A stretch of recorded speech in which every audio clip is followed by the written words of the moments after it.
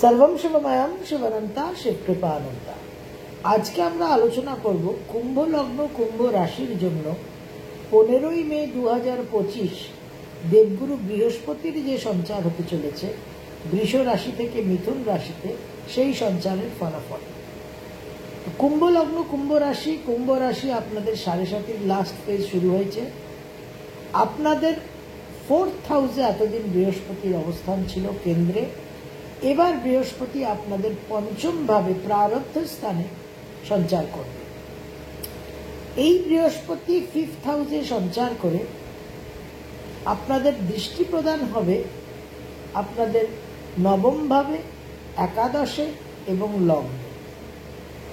অত্যন্ত গুরুত্বপূর্ণ স্থান বৃহস্পতি অ্যাসপেক্ট করবে 9th, 11th and 1st house, এবং তার অবস্থান থাকছে পঞ্চম ভাবে।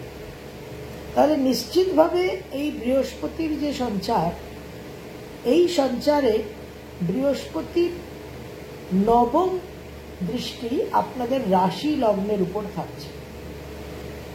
বৃহস্পতি সঞ্চারের পর যদি রাশিকে দৃষ্টি প্রদান করে, সেই সময়টা কিন্তু বিশেষভাবে তাৎপর্যপূর্ণ, গুরুত্বপূর্ণ এবং লাইফ চেঞ্জিং হয়, এবং ডেফিনেটলি সেটা পজিটিভলি লাইফ চেঞ্জিং হয়।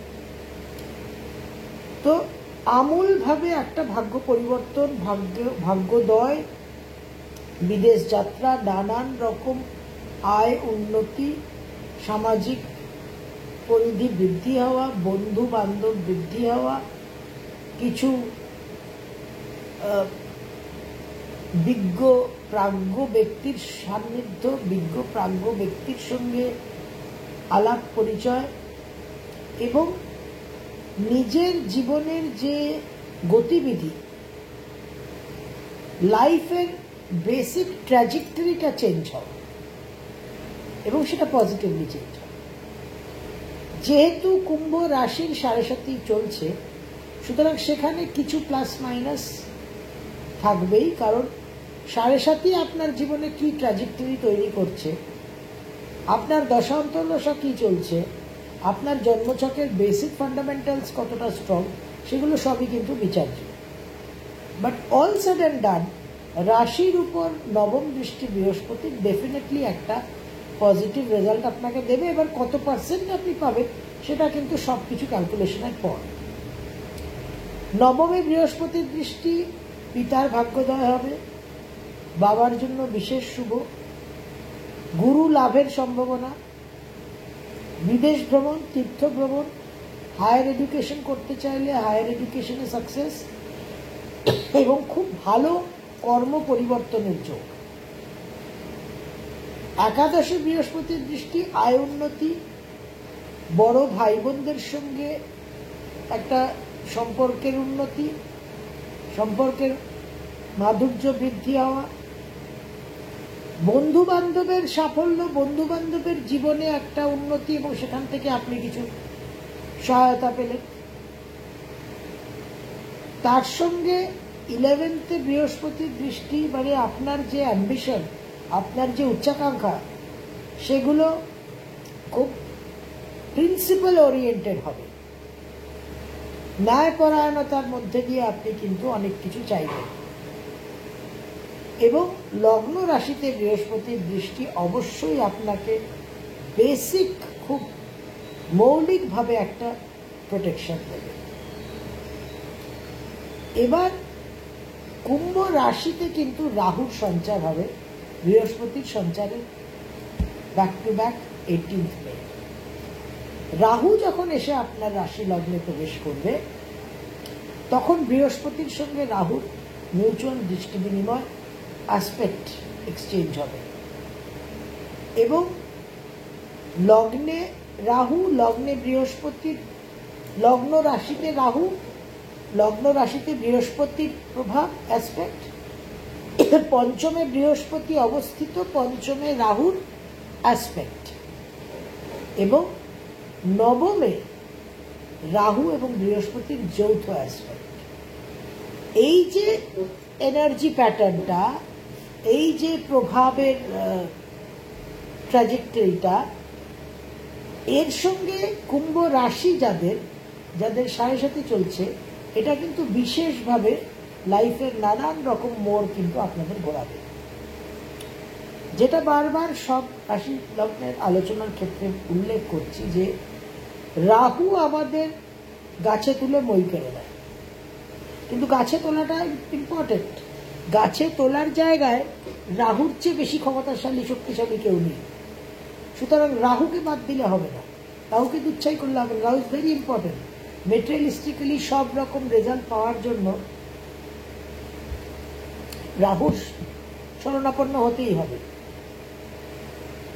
তো রাহুকে কন্ট্রোলে রাখতে হবে, রাহু যেন আমাদের গাছে চড়িয়ে দেয়, মইটা যেন সরাতে না পারে। পঞ্চমে রাহুর যে প্রভাব থাকবে, পঞ্চম বুদ্ধি স্থান, প্রারব্ধ স্থান, এখানে রাহুর যে extremely cutting edge intelligence, out of the box অভিনব চিন্তা ভাবনা, সেগুলো যেন আমাদের মধ্যে প্রকাশ পায়। রাহু যেন অভিনব চিন্তা ভাবনার জায়গায় কুমতি না প্রদান করে, এইটা খেয়াল রাখতে হবে।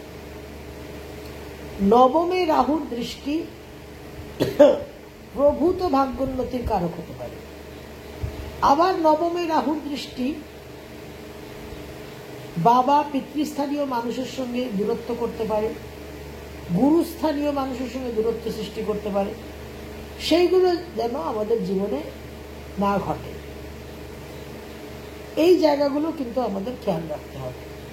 এবার রাহুর সপ্তমেও দৃষ্টি থাকছে, সুতরাং সপ্তম, নবম, পঞ্চম, বিবাহ, সন্তান হওয়া, ক্রিয়েটিভ ফিল্ড, বিদেশ যাত্রা, এই টোটাল বৃহস্পতি রাহুর যে কম্বিনেশনটা, এটা সঠিকভাবে যদি কন্ট্রোল করা যায়, হ্যান্ডেল করা যায়, এটা কিন্তু কুম্ভ রাশি, কুম্ভ লগ্নকে একটা অন্য মাত্রা জীবনে প্রদান করবে।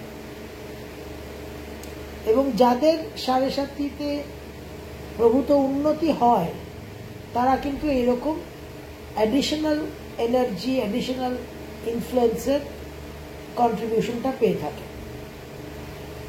তো যাতে বৃহস্পতি প্রাধান্য পান, so that Jupiter can call the shots, সেই জন্য আমাদের অবচেতন মনে, আনকনশিয়াস মাইন্ডে যে অ্যাক্টিভিটিসগুলো চলে, যে কন্ট্রোলিং অ্যাক্টিভিটিসগুলো চলে, সেখানে আমাদের একটু হস্তক্ষেপ করতে হবে। এবং সেখানে আমাদের গুরু তত্ত্বকে, গুরু তত্ত্বের যে শক্তি, যে ক্ষমতা, যে প্রভাব, সেটাকে অ্যাক্টিভেট করতে হবে। খুব সিম্পল মন্ত্র, ওম গুরবে নমঃ। এই বৃহস্পতি রাহু মিলিয়ে যে সমস্ত রাশিগুলো ইনভলভ হচ্ছে, অর্থাৎ মিথুন, সিংহ, তুলা, ধনু এবং কুম্ভ, এই রাশির সঙ্গে সংযুক্ত যে চক্র, অর্থাৎ আজ্ঞা, অনাহত, স্বাধিষ্ঠান, বিশুদ্ধি আর মূলাধার, এই পাঁচটা চক্রকে নিয়ে আমরা মন্ত্র সাধনা করব। Very very simple process. ওম গুরবে নমঃ এই মন্ত্র চান্টিং হবে মনে মনে।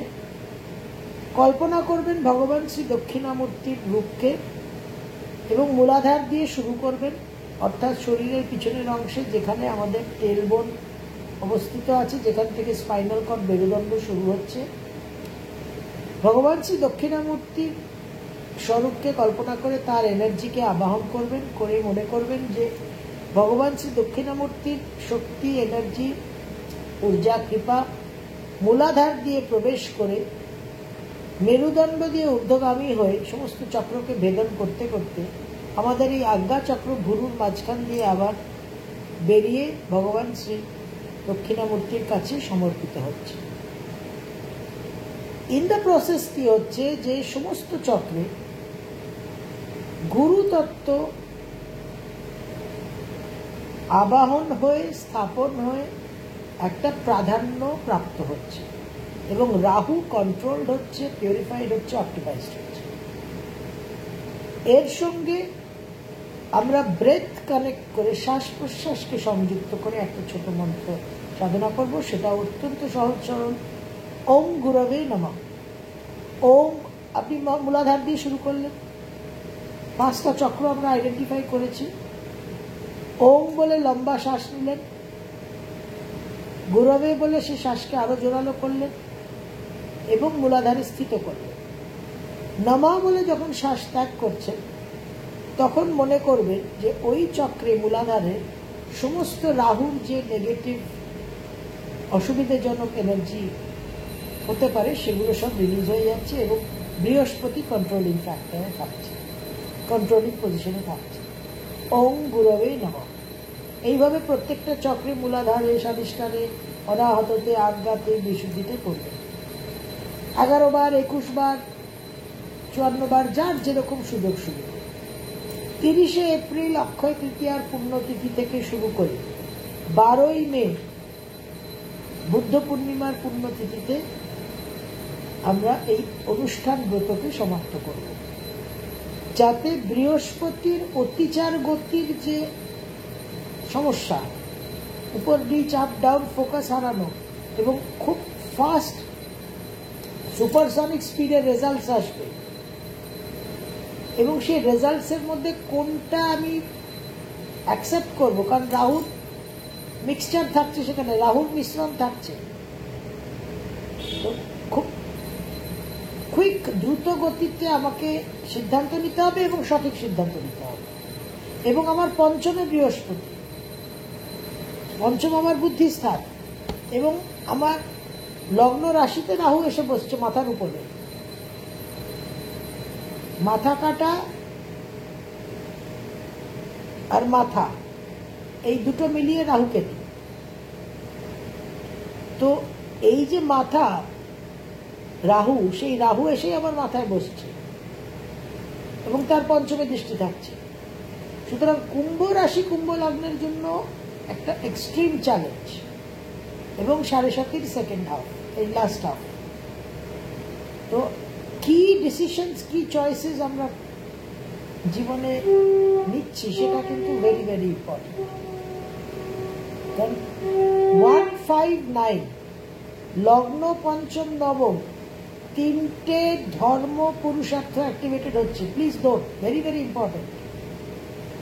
ধর্ম পুরুষার্থ মানে ধাতু, যা আমাকে ধারণ করে রাখছে। সুতরাং আমার ফান্ডামেন্টালস, আমার আধার, রাহু আর বৃহস্পতি ইনফ্লুয়েন্স করছে, এবং 7.5 কালীন আমার আধার, আমার ফান্ডামেন্টালসেই কিন্তু ভূমিকম্প হয়, প্লেট টেকটনিক্স হয়, শিফট হয়। তো এই সময়টা কিন্তু খুব গুরুত্বপূর্ণ, যখন কুম্ভ লগ্ন, কুম্ভ রাশির মানুষ লগ্ন, পঞ্চম, নবমের অ্যাক্টিভেশনে নিজের জীবনে ধর্ম পুরুষার্থকে বলশালী করে, ক্ষমতাশালী করে, নিজের ধারণ ক্ষমতাকে বিশেষভাবে উন্নত করতে পারে।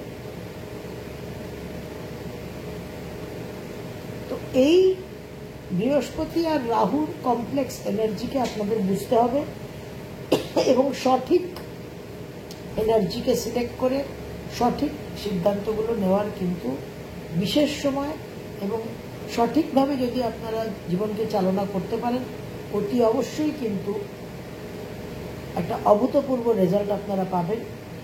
পজিটিভ রাহু উইথ জুপিটার আপনাদের জীবনকে বিশেষভাবে উন্নত করতে পারে, বিশেষ ভাগ্যোদয়ের কিন্তু সম্ভাবনা দেখা যাচ্ছে।